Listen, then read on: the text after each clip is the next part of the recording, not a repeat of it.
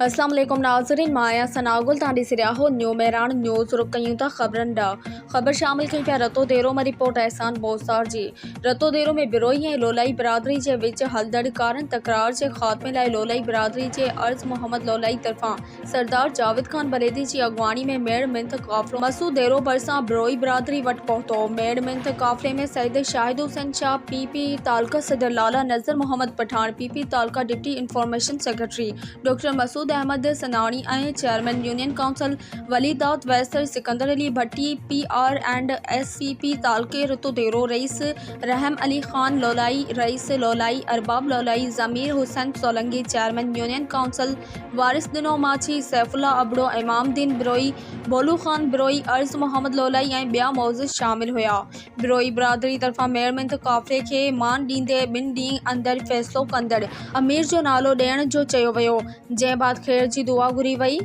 वधीक ख़बरूं ॾिसण लाइ ॾिसंदा रहो न्यू मेरान न्यूज़।